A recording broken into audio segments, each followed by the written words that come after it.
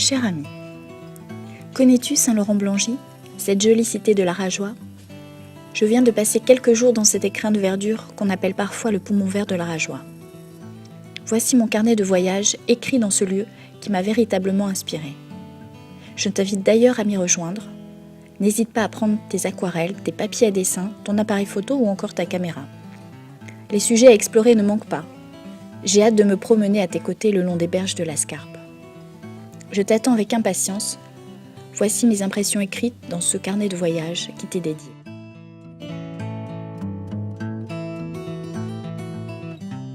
Lundi 19 novembre. Je viens d'arriver à Saint-Laurent-Blangy. Quelle jolie ville! J'ai été formidablement accueillie par monsieur et madame Desgardins avec des croissants. Quel accueil! Ces gens sont charmants. Je passe un agréable moment en leur compagnie.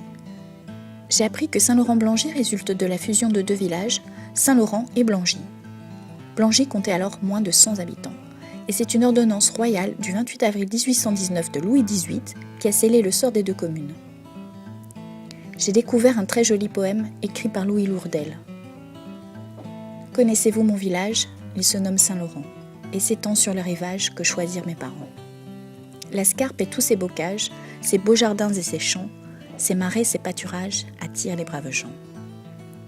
Ces ateliers pleins d'ouvrages font commercer des marchands qui renvoient jusqu'au barrage des convois de grands chalands. Aussi j'aime mon village, neuf, tranquille et verdoyant, l'ombreux chemin de halage et tous ses rues chatoyants. J'aime encore, dans le feuillage, la demeure de maman, Arras dans ses étalages, car je suis de Saint-Laurent.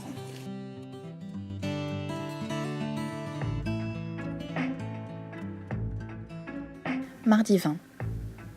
Devine, j'ai eu la chance d'accompagner le photographe Philippe Frutier dans son ULM, histoire de prendre de la hauteur et d'admirer la ville vue du ciel. C'était magique. Et on voit les paradoxes de la ville qui font son originalité. L'urbain et le rural, l'industriel et le naturel, les zones d'activité et les parcs, le ruban d'eau vitale qui coule au milieu, lieu autrefois de navigation marchande, aujourd'hui consacré par les sports nautiques comme le canoë-kayak. Nous avons survolé la zone industrielle et j'ai été surprise de voir la vitalité de l'activité économique de la ville. Elle compte 4000 emplois. Pour une ville d'à peine plus de 6000 habitants, c'est un chiffre impressionnant. Peu de communes présentent de tels taux d'emploi. Oh, comme j'imagine que Saint-Laurent-Blangy doit être envié. Poumon vert et poumon économique de la Rajoie, une alchimie rare. Elle compte plus de 900 entreprises, commerces, industries, professions libérales, artisanat et auto-entrepreneurs compris. En me promenant, j'ai eu un peu de mal à réaliser que la ville a été entièrement détruite lors de la Première Guerre mondiale.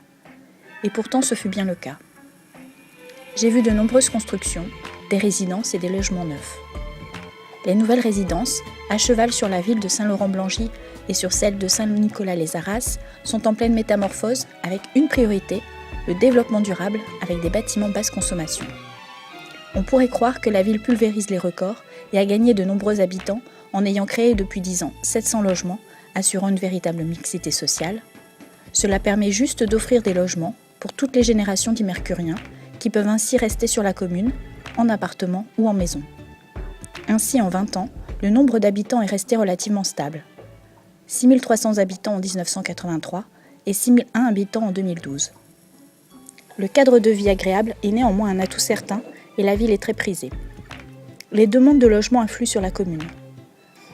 Comme je comprends ceux qui désirent y vivre et y installer leur nid pour cocooner. Ah, vue du ciel, suivre le lit de la Scarpe, ses courbes légères, ses méandres. S'amuser à repérer les rues, admirer les voitures qui circulent dans le flot de la circulation. Le tapis coloré s'articule et le puzzle se met en place. La ville prend une toute autre dimension.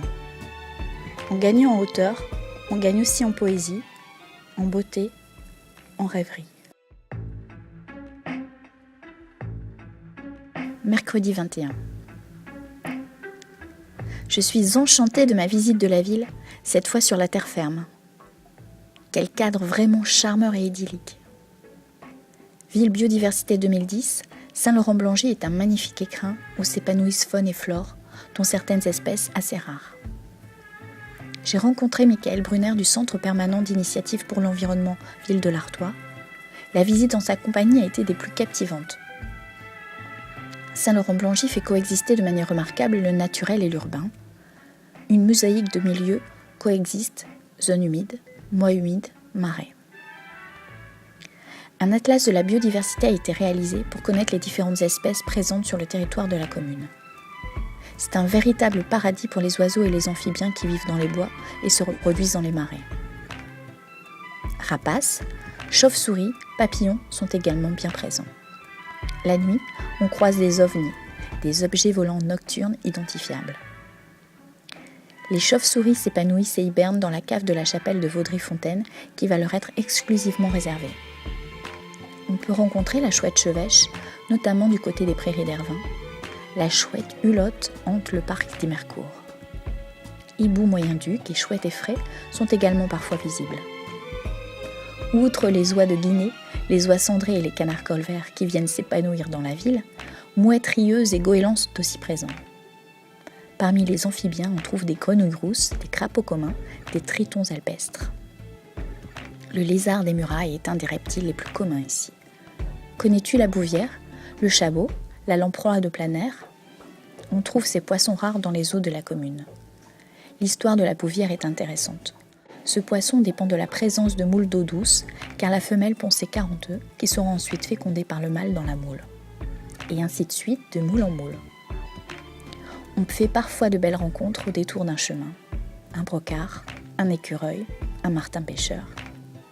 Émotion, frisson, moment de grâce, instant volé.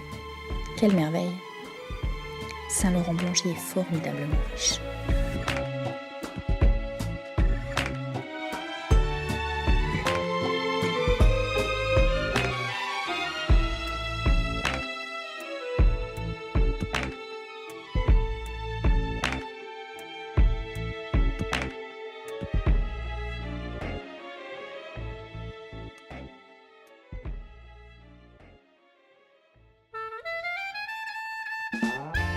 Jeudi 22. Vraiment, les écoliers de Saint-Laurent-Blangy ont beaucoup de chance. Ils ont la possibilité de découvrir ce qui fait la richesse naturelle de leur ville, mais ils ne sont pas les seuls. Beaucoup d'enfants viennent de tout l'Arageois à Saint-Laurent-Blangy pour y découvrir la faune et la flore. Le respect de l'environnement, la curiosité envers le monde vivant, la faune, la flore se cultivent dès l'enfance. Ils ont ainsi découvert le monde des abeilles. Des ruches ont en effet été installées sur le territoire de la ville au cimetière. Avec le Centre permanent d'initiative pour l'environnement, Ville de l'Artois, de nombreuses visites, animations sont organisées sur des thèmes divers autour de la nature et l'environnement. Sous l'impulsion de leurs enseignants, certains enfants vont jusqu'à s'engager en participant également aux actions de nettoyage de la nature. Ils ramassent les déchets dans les parcs, dans leur quartier ou aux abords de leur école. L'occasion de prendre conscience de l'importance de ne pas jeter papier, plastique et autres déchets n'importe où. Dès que l'occasion se présente, les jardiniers de la ville associent les écoliers aux opérations, plantant un arbre ou plantant des bulbes. Des opérations qui ont le don de séduire les enfants, ravis de toucher à la terre, de planter. Qu'il est beau de les voir s'émerveiller. Comme eux, gardons à jamais notre âme d'enfant.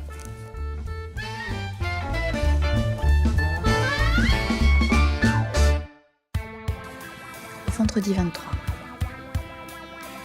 Au bord des étangs du parc d'Imercourt, j'ai rencontré ce matin des pêcheurs.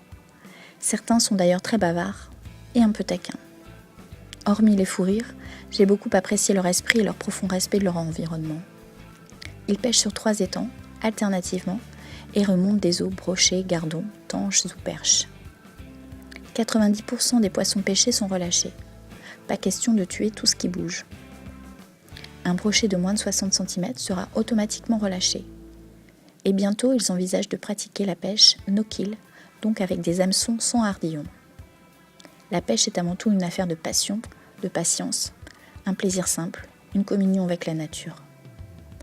Si la présence des nénuphars gêne le lancer des lignes, elle donne aux étangs un petit air de Giverny, petit clin d'œil aux nymphéas de Monet.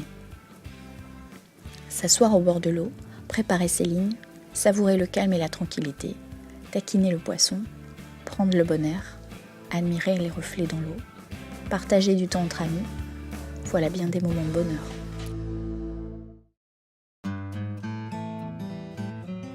Samedi 24.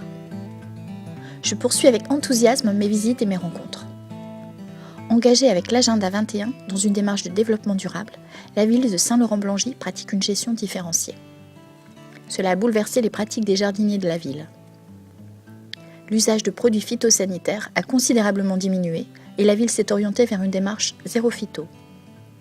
De ce fait, le désherbage n'est plus chimique mais mécanique. Cela demande actuellement bien plus de temps et d'efforts, mais de nouvelles solutions sont en passe de simplifier la vie des jardiniers. Pour économiser l'eau, différentes méthodes sont utilisées. Récupération de l'eau de pluie, limitation de l'arrosage, diminution du nombre de suspensions, changement de type de fleurs et paillage. Des espaces sont laissés en jachère fleurie. On pratique la fauche tardive. Les prairies sont entretenues par les chevaux et les ânes qui y pâturent. Développer la biodiversité passe également par la plantation et l'entretien d'arbres et d'arbustes. Dans les parcs d'Imercourt et du Chevalier, Émile Desgardins m'a montré les souches, les troncs morts laissés volontairement afin que s'y développent certaines espèces. Graminées, vivaces et arbustes se multiplient. Les annuelles se font moins nombreuses, même si elles viennent toujours égayer la ville. Autant de démarches favorisées par le concours des villes et villages fleuris. C'est d'ailleurs ce souci permanent de l'environnement qui a séduit le jury national, venu visiter la ville le 17 juillet.